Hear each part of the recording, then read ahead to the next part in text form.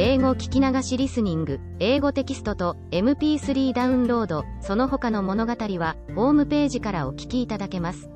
88thpp.com 88thpp.com Chapter 2: The Council with the Munchkins. She was awakened by a shock, so sudden and severe that if Dorothy had not been lying on the soft bed she might have been hurt. As it was, the jar made her catch her breath and wonder what had happened, and Toto put his cold little nose into her face and whined dismally. Dorothy sat up and noticed that the house was not moving, nor was it dark, for the bright sunshine came into the window, flooding the little room. She sprang from her bed and with Toto at her heels ran and opened the door. The little girl gave a cry of amazement and looked about her, her eyes growing bigger and bigger at the wonderful sight she saw. The cyclone had set the house down very gently, for a cyclone, in the midst of a country of marvelous beauty. There were lovely patches of greensward all about, with stately trees bearing rich and luscious fruits. Banks of gorgeous flowers were on every hand, and birds with rare and brilliant plumage sang and fluttered in the trees and bushes. A little way off was a small brook, rushing and sparkling along between green banks and murmuring in a voice very grateful to a little girl who had lived so long on the dry, gray prairies. While she stood looking eagerly at the strange and beautiful sights, she noticed coming toward her a group of the queerest people she had ever seen. They were not as big as the grown folk she had always been used to, but neither were they very small. In fact, they seemed about as tall as Dorothy, who was a well-grown child for her age, although they were, so far as looks go, many years older. 3 were men and 1 a woman, and all were oddly dressed. They wore round hats that rose to a small point a foot above their heads, with little bells around the brims that tinkled sweetly as they moved. The hats of the men were blue, the little woman's hat was white, and she wore a white gown that hung in pleats from her shoulders. Over it were sprinkled little stars that glistened in the sun like diamonds. The men were dressed in blue, of the same shade as their hats, and wore well-polished boots with a deep roll of blue at the tops. The men, Dorothy thought, were about as old as Uncle Henry, for 2 of them had beards. But the little woman was doubtless much older. Her face was covered with wrinkles, her hair was nearly white, and she walked rather stiffly. When these people drew near the house where Dorothy was standing in the doorway, they paused and whispered among themselves, as if afraid to come farther. But the little old woman walked up to Dorothy, made a low bow and said, in a sweet voice, "You are welcome, most noble sorceress, to the land of the Munchkins. We are so grateful to you for having killed the Wicked Witch of the East, and for setting our people free from bondage." Dorothy listened to this speech with wonder. What could the little woman possibly mean by calling her a sorceress, and saying she had killed the Wicked Witch of the East? Dorothy was an innocent, harmless little girl, who had been carried by a cyclone many miles from home, and she had never killed anything in all her life.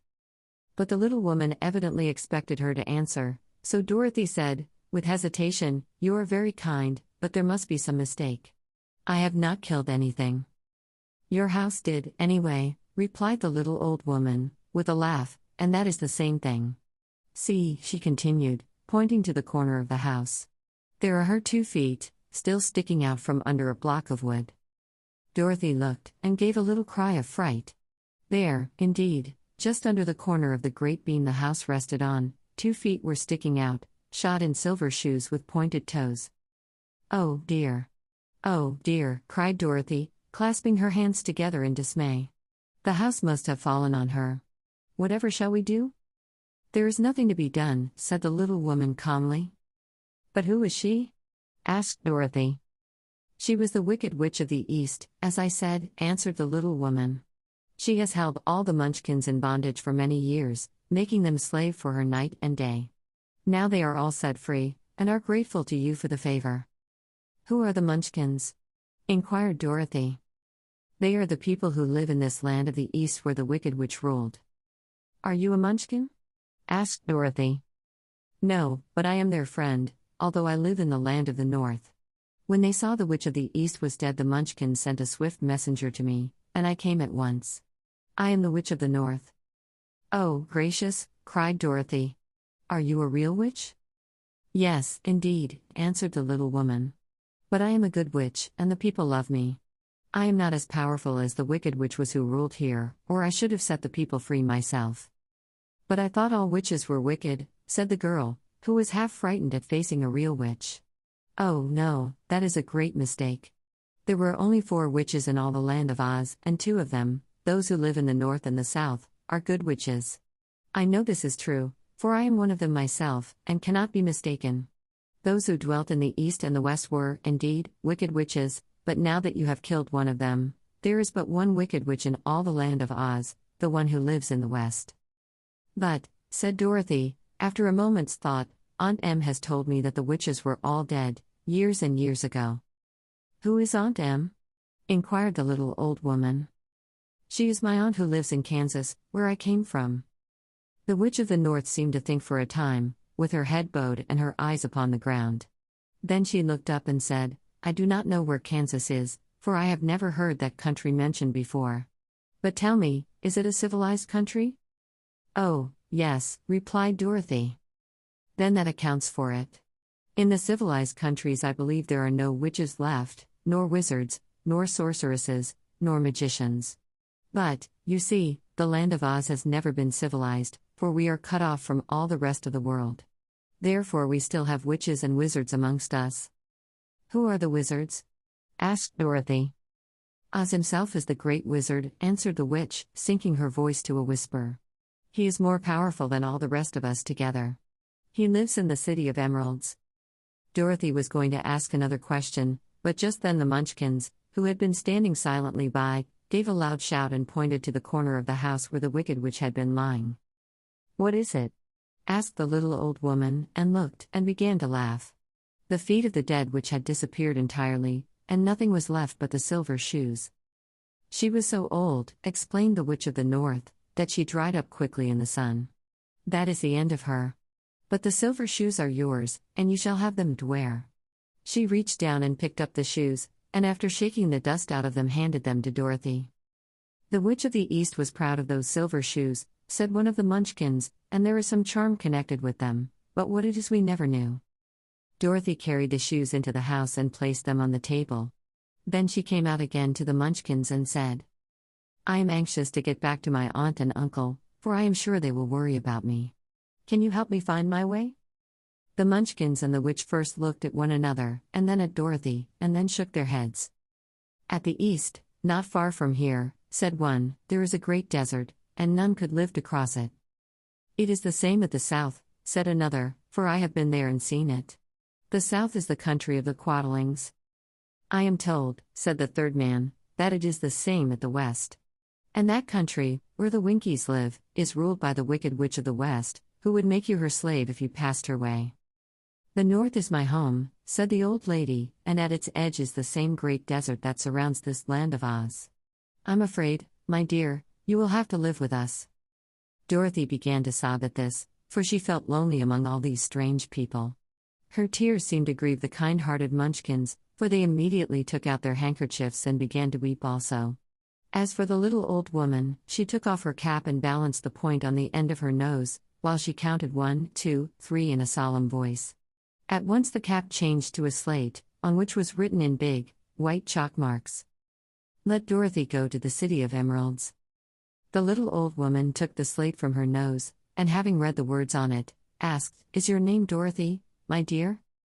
Yes, answered the child, looking up and drying her tears. Then you must go to the City of Emeralds. Perhaps Oz will help you. Where is this city? Asked Dorothy. It is exactly in the center of the country, and is ruled by Oz, the great wizard I told you of. Is he a good man? Inquired the girl anxiously.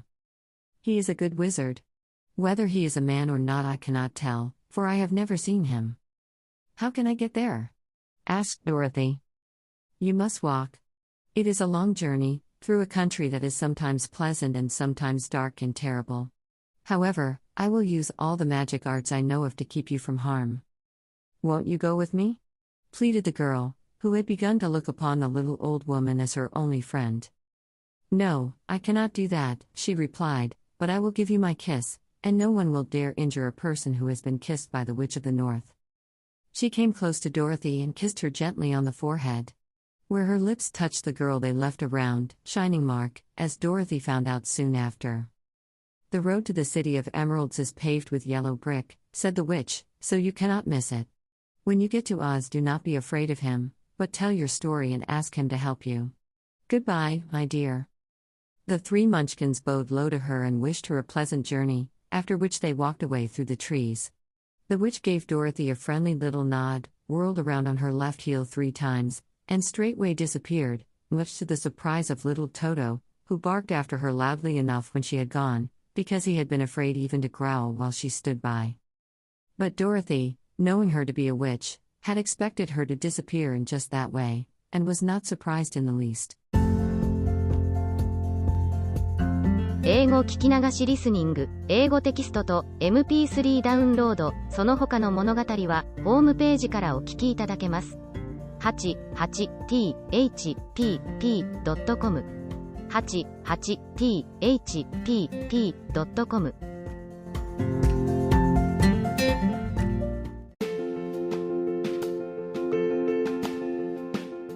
Audiobook, The Family in Kyoto, One Japanese Girl Got Freedom by Hitomi Woods on sale at online stores or apps. Apple Books, Google Play, Audible, 43 available distributors in total.